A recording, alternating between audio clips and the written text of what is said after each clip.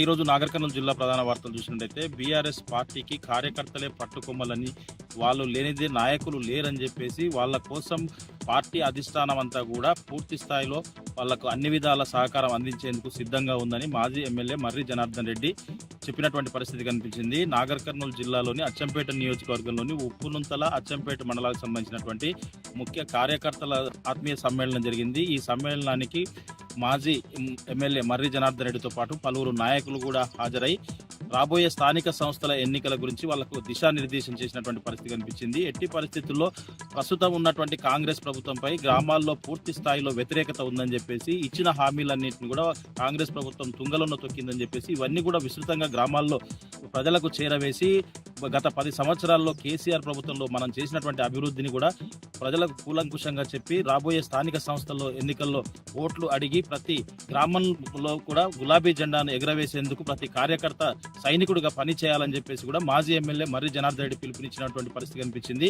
ఇక్కడ నాయకుడు అచ్చంపేట నియోజకవర్గంలో వేరే పార్టీకి పోయేంత మాత్రాన పార్టీకి ఎలాంటి నష్టం లేదని చెప్పేసి పూర్తి స్థాయిలో బీఆర్ఎస్ పార్టీ అధిష్టానం అంతా కూడా అన్ని రకాల సహాయ సహకారాలు అందించేందుకు అనుక్షణం సిద్ధంగా ఉన్నా అని చెప్పేసి, ఎవరు కూడా భయపడాల్సిన అవసరం లేదని చెప్పేసి, పార్టీ ఇప్పుడు పటిష్టంగా ఉందని చెప్పేసి, అచ్చంపేటలో స్థానిక సంస్థల ఎన్నికల్లో ప్రతి గ్రామంలో గులాబీ జెండా ఎగరవేసేందుకు అందరం కూడా కంకణబద్దులై పని చేద్దామని చెప్పేసి కూడా మాజీ ఎమ్మెల్యే మర్రి జనార్దన్ రెడ్డి పిలుపునిచ్చినటువంటి పరిస్థితి కనిపించింది.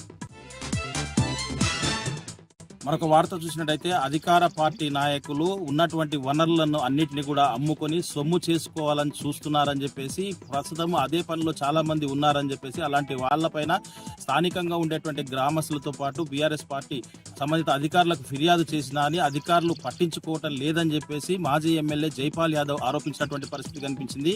నాగర్ కర్నూలు జిల్లా వెల్దండ మండలంలోని ఎర్రవల్లి వద్ద ఉన్నటువంటి డిఎల్ఐ ప్రాజెక్టు వద్ద నిల్వ ఉంచినటువంటి ఇసుకను రాత్రికి రాత్రే అధికార పార్టీ నాయకులకు సంబంధించి అధికారుల అండదండలతో చాలా మంది కూడా అక్కడ ఉన్నటువంటి ఇసుకను రాత్రి తీసుకెళ్తున్నారని చెప్పేసి, రాత్రి జరిగినటువంటి సంఘటన లారీలను ఆపి అధికారులకు ఫోన్లు చేసినా కానీ ఆ లారీలు తీసుకెళ్లి వదిలిపెట్టారే తప్ప వాటికి సంబంధించినటువంటి పూర్తి అసలు రాత్రి సమయంలో ఇసుకను అక్రమంగా ఎందుకు తరలిస్తున్నారు, ఒకవేళ లీగల్ అయితే డే టైంలో ఎందుకు పట్టించుకోవటం లేదు, ఎందుకు తీసుకెళ్ళలేదు, దీనిపైన పూర్తి స్థాయి విచారణ చేపట్టి ఎవరైతే అన్యాక్రాంతానికి పాల్పడుతున్నారో, అవినీతికి పాల్పడుతున్నారో, ఈ అక్రమ ఇసుక రవాణాకు పాల్పడుతున్నారో వాళ్ళను గుర్తించి వాళ్ళ పైన కఠిన చర్యలు తీసుకోవాలని చెప్పేసి మాజీ ఎమ్మెల్యే జైపాల్ యాదవ్ డిమాండ్ చేసినటువంటి పరిస్థితి కనిపించింది. ఒకవేళ ఈ అక్రమ ఇసుక రవాణా ఆపకపోతే పెద్ద ఎత్తున బీఆర్ఎస్ పార్టీ ఆందోళనకు దిగుతుందని చెప్పేసి కూడా ఆయన హెచ్చరించినటువంటి పరిస్థితి కనిపించింది.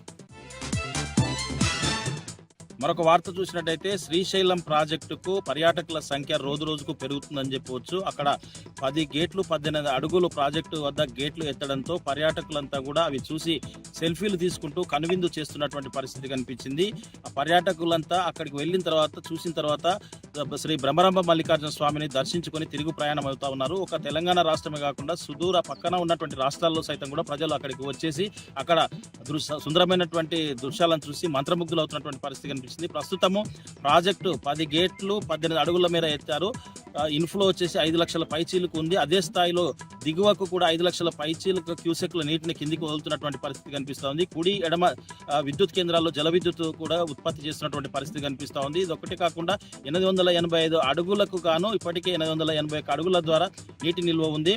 215 టీఎంసీలకు గాను దాదాపుగా 200 టీఎంసీలకు నిల్వ ఉండడంతో పూర్తి స్థాయిలో 10 గేట్లు 18 అడుగుల మేర దిగువకైతే నాగార్జున సాగర్కు నీటిని విడుదల చేస్తున్నటువంటి పరిస్థితి అయితే కనిపిస్తూ ఉంది.